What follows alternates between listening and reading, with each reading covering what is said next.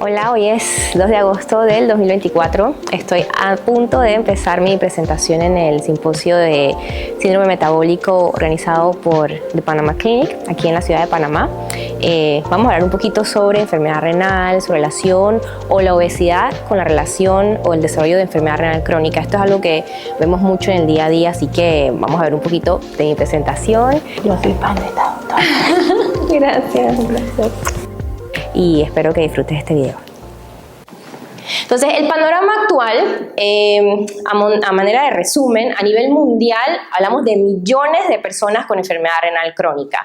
Y las enfermedades no transmisibles, dentro de esas las que vemos aquí, diabetes, enfermedad cardíaca, también la obesidad, la hipertensión arterial, siguen siendo las más prevalentes y las principales causas de mortalidad a nivel mundial. Entonces, no es desconocido que la obesidad, o prácticamente siempre va de la mano, la obesidad con alguna de estas enfermedades, diabetes, hipertensión arterial y muy comúnmente también la enfermedad renal crónica, aunque vamos a ver también que va más allá de la presencia de tener un tejido adiposo aumentado, porque si fuera así, muchos más pacientes tuvieran enfermedad renal crónica y eso no es lo que ocurre.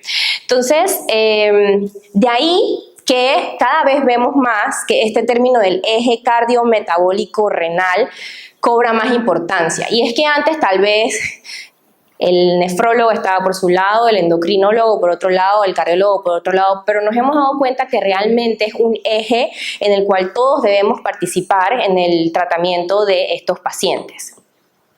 Entonces, esto es muy importante que lo tengamos en cuenta porque los años perdidos, más o menos para el 2040, se estima de que para la enfermedad renal crónica sean muchísimos más que a comparación de el 2016. Y algo que me llama la atención aquí es que, no sé con qué puedo apuntar, perdón.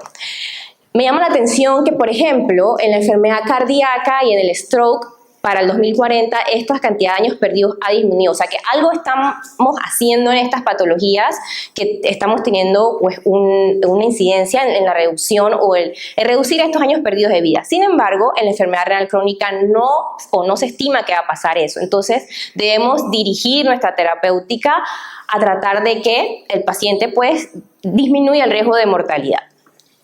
Entonces ahora vamos a ir adentrándonos un poco en el diagnóstico de la enfermedad renal crónica. ¿Cómo definimos enfermedad renal crónica? Yo sé que este es un diagnóstico que cuando un paciente entra a mi consultorio, lo que más le teme es que yo le diga que él necesita diálisis. O sea, es una palabra que realmente tiene un impacto no solamente desde el tema de salud, sino a nivel emocional. Y no solamente afecta al paciente, sino que también afecta a toda la familia. Entonces, poder o dar este diagnóstico no es sencillo, para mí no lo es por más que es algo que veo todos los días y como siempre digo, somos menos de 30 nefrólogos a nivel nacional. Entonces nosotros no tenemos la capacidad de poder diagnosticar a todas las personas. Entonces nos apoyamos mucho en el médico de atención primaria y por eso es muy importante que el diagnóstico sea, sobre todo si se puede hacer de forma temprana. Entonces, cuando hablamos de enfermedad renal crónica es que la persona tenga una normalidad en la función renal, que ya sea, puede ser en cuanto a la tasa de filtración glomerular o también puede ser una anomalía morfológica. Entonces, una cosa muy importante es que el tiempo que tiene que tener esta anomalía tiene que ser más de 3 meses. Si hablamos de un periodo menor a 3 meses, pues no pudiésemos categorizar a la persona con enfermedad renal crónica. Y de ahí, de que no debemos estimar una tasa de filtración glomerular mientras no tengamos una creatinina basal. Entonces eso es muy importante. Si usted ve a una persona por primera vez y tiene una creatinina fuera del rango normal, no deberían calcularle o estimar una tasa de filtración en ese momento porque no sabemos si ese es subasal, si está ante una lesión renal aguda. Entonces es importante volver a citar con nuevos laboratorios para poder decir, ok, esto es una creatinina estable. Entonces, la evidencia de daño renal puede ser que tenga albuminuria, que es un marcador de riesgo cardiovascular y que muchas de las terapéuticas van dirigidas a reducir la misma. Y también puede ser que tenga un paciente enfermedad poliquística renal y eso es una anomalía en la morfología y eso ya lo categoriza como enfermedad renal crónica. Lo otro es que tenga la tasa de filtración glomerular disminuida, y la misma, que ya hay calculadoras que son fáciles de utilizar, la misma debe estar por debajo de 60 mililitros por minuto, ajustada a una superficie corporal total de 1.73 metros cuadrados. Entonces, si yo tengo alguna de estas dos por más de 3 meses, yo puedo decir, ok, esta persona tiene enfermedad renal crónica. Pero siempre, como cuando a los estudiantes les digo, la enfermedad renal crónica tiene nombre y apellido. El nombre vendría a ser el estadio, y el apellido, que no debe faltar, es el grado de albuminuria. ¿Por qué? Porque esto nos dice a nosotros el riesgo que tiene el paciente de varias cosas. 1, de mortalidad. 2, de progresar la enfermedad renal crónica. Entonces, y también es algo a lo que le vamos a dar seguimiento durante el tratamiento. Entonces, en cuanto a la tasa de filtración glomerular, podemos categorizar al paciente en 5 estadios, recordando que el estadio 3 se categoriza en A y en B. ¿Y cuál es la diferencia entre A y B? ¿Por qué eso se hizo? Porque se logró constatar que los pacientes que estaban en un estadio 3B, que son estos que están con una tasa de filtración estimada entre 30 y 44, tienen mayor riesgo de progresar y también tienen mayor riesgo de mortalidad. Y nosotros en nefrología sí o sí tenemos que tener aquellos pacientes que estén desde 3B hacia abajo, o puede ser que tengamos un paciente con un estadio grado 1, pero tiene una albuminuria severa, secundario a ya sea una glomerulopatía o una enfermedad diabética renal severa. Entonces, cuando hablaba del apellido, es la albuminuria. Esto es algo que ya es fácil pedir, es un laboratorio que podemos obtener de inmediato.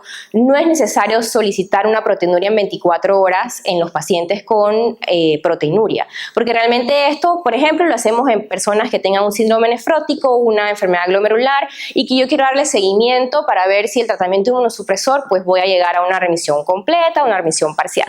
Sin embargo, en el resto de la población esto no está indicado, y con solo pedir albúmina y creatinina en orina yo puedo hacer una relación, y ese cociente puede estar en 3 escenarios: menor de 30, de 30 a 300 y más de 300, y respectivamente sería normal, moderadamente elevado y severamente elevado. Ya el término microalbuminuria y macroalbuminuria, eso es cosa del pasado, y es así como deberíamos describir esto. Entonces, cuando decimos o le damos el diagnóstico a una persona de enfermedad renal crónica, es el estadio más el grado de albuminuria.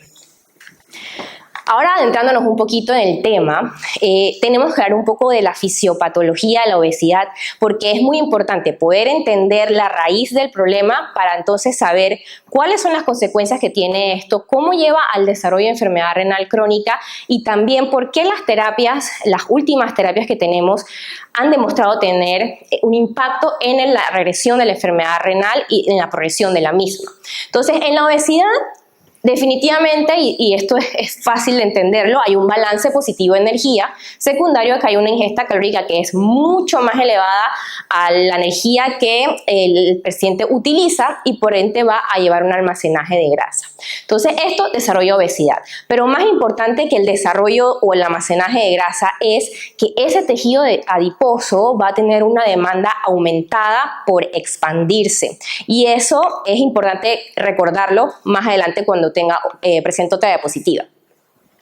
Entonces, déjenme acercar un poquito acá para poder explicar mejor. En la obesidad, pues definitivamente hay un aumento de entrada de nutrientes. Esto es lo básico. La persona, pues obviamente su ingesta calórica es elevada. Entonces tenemos los adipocitos, que secundario a este aumento de nutrientes y un gasto energético más bajo, pues va a haber hipertrofia e hiperplasia adiposa, que va a permitir que este tejido adiposo empiece a crecer. Esto, a su vez, y recordemos que el adipocito es una célula que es una célula inflamatoria. Entonces, él va a atraer macrófagos, los adipocitos mayores, que van a empezar a secretar muchas sustancias como quimoquinas, citoquinas, ácidos grasos libres, que a su vez son los que empiezan a producir lesión en varios órganos. Hablamos de páncreas, hablamos a nivel hepático, a nivel renal, a nivel vascular, a nivel cardíaco. Entonces, imaginemos que esta persona está por años con un grado de obesidad o sobrepeso, está en un estado inflamatorio constante. Esto si solamente tuviera obesidad, pero es que esto no es solito siempre la obesidad, siempre va acompañado de algo más, casi siempre. Hipertensión, diabetes, otras enfermedades. Entonces, imagínense la carga inflamatoria que tiene este paciente todos los días. Y lo que hablaba de la expansión del tejido adiposo, esto se constató en este estudio del 2010, y es que la expansión de ese adipocito, es importante saber que eso es finito, o sea, va a llegar un punto en que él ya no se va a poder expandir más. Entonces, los trastornos metabólicos que están asociados realmente a la obesidad, es más importante, tiene un mayor peso la capacidad que tenga de expandirse ese tejido adiposo, más que el tejido adiposo per se que la persona presente. Y cuando ya el paciente llega a un punto máximo en el que ese adipocito se empezó a expandir, ¿qué es lo que va a pasar? De forma sencilla, pues un leak. Va a empezar a liquear y van a empezar a almacenarse también de forma ectópica, tejido graso, y estas sustancias inflamatorias pues van a estar mucho más presentes y tener más efecto a nivel de los órganos que ya mencioné. Y en cuanto a la obesidad y la enfermedad renal crónica, los mecanismos exactos per se por los cuales la obesidad lleva a que una persona desarrolle enfermedad renal crónica son aún un poco desconocidos. Sin embargo, y era lo que mencionaba, no todos los pacientes obesos desarrollan enfermedad renal crónica, lo cual me hace pensar a mí que entonces tiene que haber algo más que sea que el paciente solamente tenga un exceso de tejido adiposo. Entonces, como mencionaron anteriormente los expositores, pues esta es una célula que está constantemente produciendo niveles elevados de algunas hormonas que son las que están produciendo realmente el daño tisular. Y, por ejemplo, en los efectos que vemos en el adipocito que está sumamente activado y que se está expandiendo, vamos a tener disminución de la adiponectina, aumento de la resistina, aumento de la leptina y también de otras adipoquinas que finalmente, ¿qué producen? Mayor resistencia a la insulina. Imagínense que ya sea un paciente que de por sí ya tenía algo de resistencia a la insulina, esto le agrega más, aumenta también a su vez los niveles de insulina, el sistema de renina, angiotensina, aldosterona está constantemente activado y de ahí que las nuevas terapias han demostrado también un impacto en esta patología y en la enfermedad renal crónica porque ayudan a mejorar el feedback tubuloglomerular y que tienen impacto en este sistema. Y también, como mencioné, hay inflamación y hay mucho estrés oxidativo. Entonces, estas dos cosas, el tejido adiposo per se que está produciendo estas sustancias y las comorbilidades, pues hacen que el paciente tenga más riesgo de desarrollar una disfunción a nivel renal.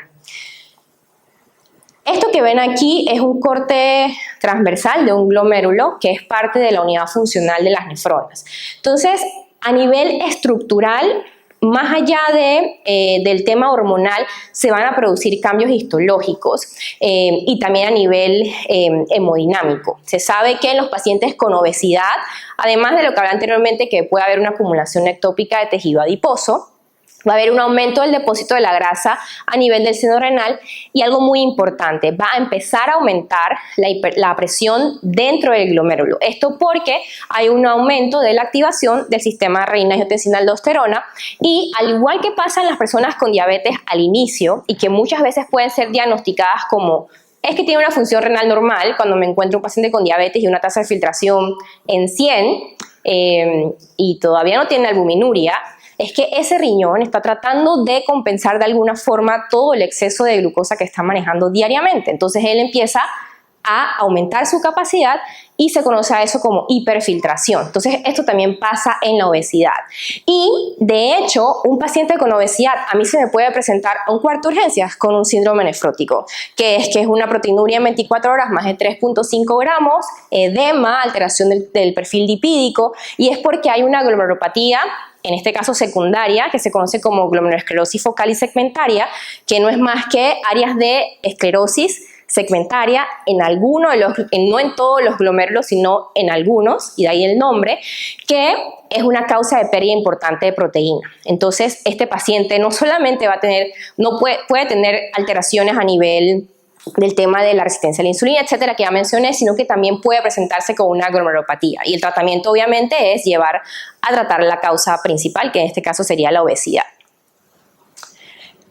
Ahora bien, ya hablamos un poco de por qué o cómo la obesidad puede llevar a que una persona desarrolle enfermedad renal crónica. Estas son las últimas guías de KDIGO del 2024 del manejo de la enfermedad renal crónica. Me gusta que cada vez más el abordaje de los pacientes en distintas patologías debe ser o lo están enfocando de una forma holística. y es que ya no es solamente yo mandar y prescribir medicamentos, porque sabemos que hay otras terapias no farmacológicas que también tienen impacto en el paciente. Entonces, como vemos acá, en el abordaje holístico de esta enfermedad, tenemos los cambios en el estilo de vida. Obviamente aquí nos podemos quedar hablando muchísimo de la alimentación, cómo debe ser una persona con enfermedad renal crónica, y que es algo que realmente a mí me apasiona hablar, y por eso también a inicio de año creé con unas nutricionistas un programa enfocado en personas con enfermedad renal crónica, porque es que esto es un ámbito como tan desconocido.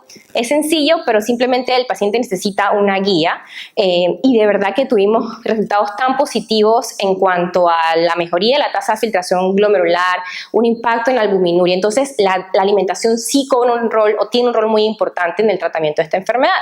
El ejercicio, pues obviamente también es muy importante. Ya sabemos todos los beneficios que tiene a nivel de la disminución de la resistencia a la insulina.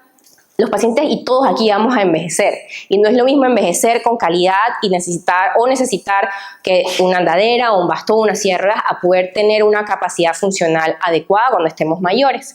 Dejar de fumar es algo importante que tenemos que también recomendar a las personas que lo hagan, y el manejo del peso, que lo ven ahí, y vamos a hablar más adelante qué medidas podemos utilizar en estas personas. Entonces, en cuanto a los manejos de primera línea, o los tratamientos ya hablando farmacológico, probablemente antes del 2020, esto que ven aquí, que son los inhibidores de SGLT2, eso ni por ahí aparecía, porque es que eso existían, pero no teníamos evidencia de que lo podíamos utilizar en personas con enfermedad renal crónica. Pero ahora es inaceptable que una persona con enfermedad renal crónica y que cumpla los criterios para utilizar este medicamento no esté utilizándolo. Entonces, esto sería terapia primera línea. Y cuando vamos a la terapia, bueno, además del control adecuado de la presión arterial y del manejo del riesgo cardiovascular, que ya han hablado ampliamente de eso previamente. Entonces, en cuanto a otras terapias, tenemos aquí los análogos de GLP-1, y que hace poco también fueron publicados los estudios sobre los antagonistas no selectivos del receptor mineral corticosteroide. Entonces, esto en cuanto a manejo de la enfermedad renal crónica en general. Pero también tenemos las guías, que estas son del 2022 de KDIGO, del manejo de la enfermedad diabética renal. ¿Y por qué? Preguntarán por qué hay una guía solamente para diabetes y enfermedad renal, pero es que la diabetes sigue siendo hasta hoy en día la principal causa secundaria de enfermedad renal crónica, porque si hablamos de una causa primaria, pues sigue siendo una glomerulopatía, que es la nefropatía por IgA, pero causas secundarias, es decir, otra enfermedad que no es propia del riñón y que lleva al desarrollo de enfermedad renal crónica, es la diabetes. Entonces, de ahí que tengamos una guía solamente para esto. Como vemos, también igual, en la base siempre los cambios del estilo de vida, el ejercicio, el manejo del peso y no fumar. Y cuando subimos, ya obviamente está dentro de las terapias de primera línea, siempre la metformina, en el caso que la persona todavía lo pueda utilizar. Recordemos que si esa tasa de filtración glomerular está por debajo de 30, no deberíamos estar utilizándola por el riesgo de acidosis láctica dentro de una de esas complicaciones que puede haber.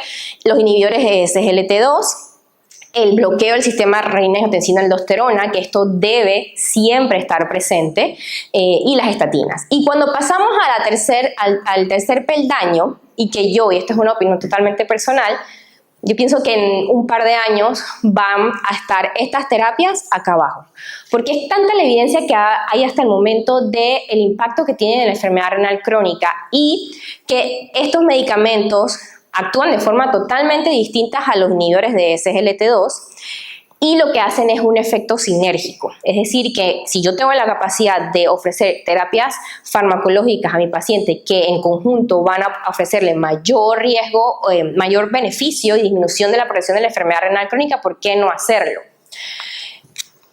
Y creo que no lo mencioné, los inhibidores de SGLT2, pues recordar que son, bueno, a nivel renal, tenemos un transportador a nivel del túbulo proximal que se llama SGLT2, y es a través de este transportador donde diariamente se transporta glucosa, es un cotransporte, glucosa con sodio.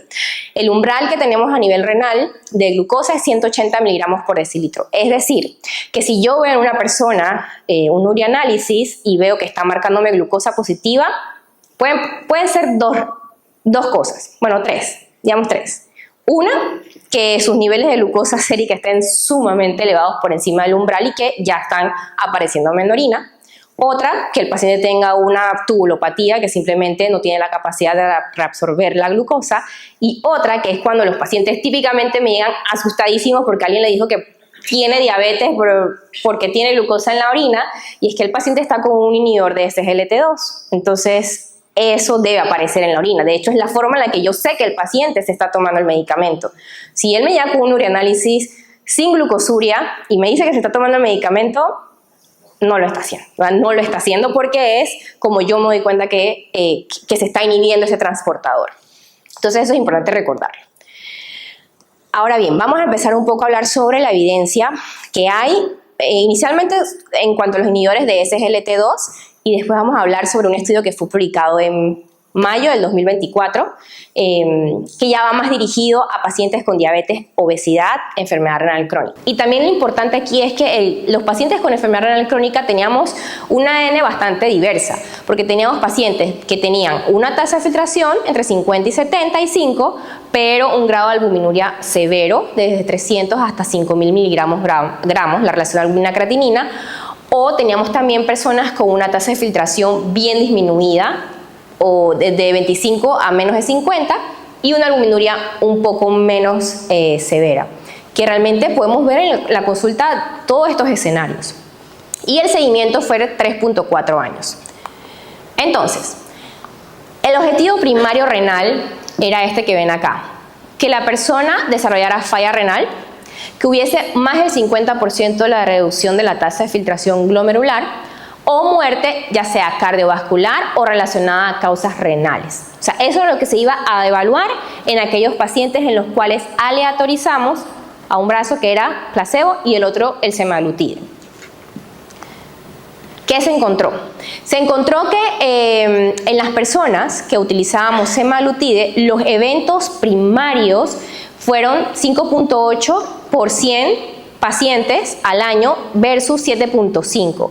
Y esto representaba una reducción del riesgo aproximadamente de 24%. Es decir, que en estas personas que tenían diabetes y enfermedad renal crónica, el utilizar el semaglutide disminuía en un 24% el riesgo de empeoramiento de la función renal, y creo que también, o lo más importante aquí, es muerte por causa cardiovascular o por causas relacionadas a la enfermedad renal.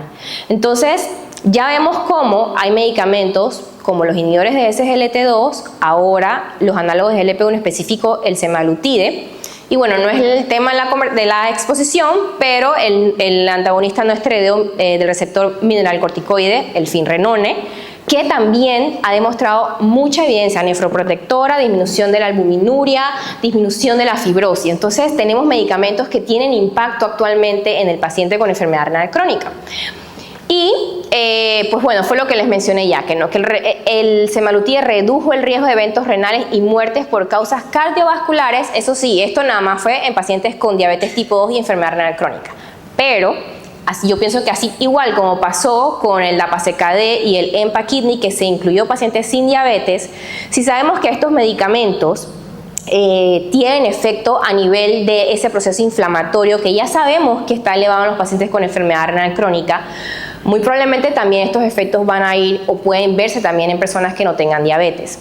Y recordar también que los efectos que se sabe que tienen de nefroprotección estos medicamentos son directos e indirectos. Los indirectos, pues obviamente pensaríamos que ok, es un medicamento que me controla el tema de la diabetes. Y sí, el control de la hemoglobina glicosilada, que es independiente de la tasa de filtración glomerular que tenga la persona, cosa que no pasa con los inhibidores de SGLT2, obviamente me provee un beneficio. El manejo de la presión arterial también logra disminuir de cierta forma la presión arterial sistólica. Y definitivamente la pérdida de peso, que ya sabemos que este medicamento está aprobado para el tratamiento de la obesidad, me confiere un beneficio indirecto. Sin embargo, los beneficios directos que tiene este medicamento se encontraron que están asociados a disminuir esa presión dentro del glomérulo, que como sabemos está aumentada, y también a nivel de disminuir la inflamación y ese proceso de fibrosis que se ve en la enfermedad renal. Y esto también es muy importante saberlo, que en el estudio, para saber si un medicamento tiene un efecto nefroprotector, debe tener un impacto de al menos, antes de eso, Esto que ven aquí hay lo que se llama la caída de la tasa de filtración glomerular anual, es decir, qué tan rápido cae la tasa de filtración glomerular en una persona. Entonces, si yo logro con una intervención disminuir esa tasa de filtración o esa caída al menos en 0.75 mililitros por minuto al año, yo puedo decir que es un medicamento nefroprotector. Con el semaglutide se encontró que esa diferencia o de esa caída fue de 1.16 mililitros por minuto. O sea, definitivamente es un medicamento que provee demasiada protección a nivel renal, y el que yo pueda disminuir esa rapidez con la que el paciente empieza a perder la tasa de filtración, eso se traduce ¿en qué? En que tengo menos años en que la persona va a necesitar una terapia de reemplazo renal, ya sea trasplante o diálisis, y obviamente menor riesgo de complicaciones. Entonces esto es sumamente importante saberlo, y también que la N a tratar en este estudio fue de 20, es decir, que yo debería tratar al menos 20 pacientes con la dosis utilizada aquí de semaglutide para yo poder prevenir un evento mayor renal. Limitaciones de este estudio. Probablemente alguien se está preguntando, ¿y por qué tenían la inhibición del sistema renina-angiotensina-aldosterona y no lo tenían con dapaglifosina o con EMPA? Pues cuando empezó este estudio, esto fue antes del 2020. El estudio de DAPA salió en 2020 y el de EMPA salió en 2022. Es decir, que si este estudio hubiera empezado, obviamente, después de eso, definitivamente estoy segura que los pacientes hubieran estado así como con el bloqueo del sistema renina-angiotensina-aldosterona, deberían también haber estado con un inhibidor de SGLT2. O sea que es una limitación, y que de hecho ya están estudios andando en combinación de inhibidor de SGLT2 con análogos de GLP-1 para evaluar los outcomes primarios renales. La población indígena y negra no fue incluida, y la presentación de la enfermedad renal crónica en esta población suele ser un poco distinta. O sea que digamos que en nuestra población, que es tan diversa, ¿pudiésemos extrapolar estos resultados? Pues yo creo que sí, pero obviamente tendríamos que, y lo ideal sería tener un estudio donde esta población fuera realmente incluida, y que la población que tiene un bajo riesgo de enfermedad renal crónica puede ser que tal vez estos resultados no sean o no se pudiesen aplicar. Entonces, para ya ir terminando, vamos a recordar, o a manera de recordar, que el tratamiento de la enfermedad renal crónica no debemos olvidarnos de los cambios del estilo de vida, que tienen un impacto importante en tanto reducción de peso, mejoría del control glicémico, mejoría de la presión arterial, y que también desde la atención primaria, si hay médicos de atención primaria aquí, ustedes ya pueden empezar los inhibidores de SGLT2 sin miedo. O sea, para mí es mejor que lo empiecen y que por alguna razón, que van a ser pocas, yo tenga que retirarlo cuando el paciente me llegue a la consulta, a que la persona esté todo ese tiempo antes de llegar a la consulta con nefrología sin alguna nefroprotección, además de un IECA o un ARA2. Y de igual forma, en los pacientes con diabetes sigue siendo eso de la terapia primera línea, estas tres: metformina, el inhibidor de SGLT2, no solamente para el tema del control glicémico, sino también para el beneficio de nefroprotección, y siempre con su bloqueo del sistema renina-angiotensina-aldosterona. Y de conclusiones, pues ya sabemos que el sobrepeso y la obesidad pueden ser causa, pero también a su vez van a propiciar que la enfermedad renal crónica avance mucho más.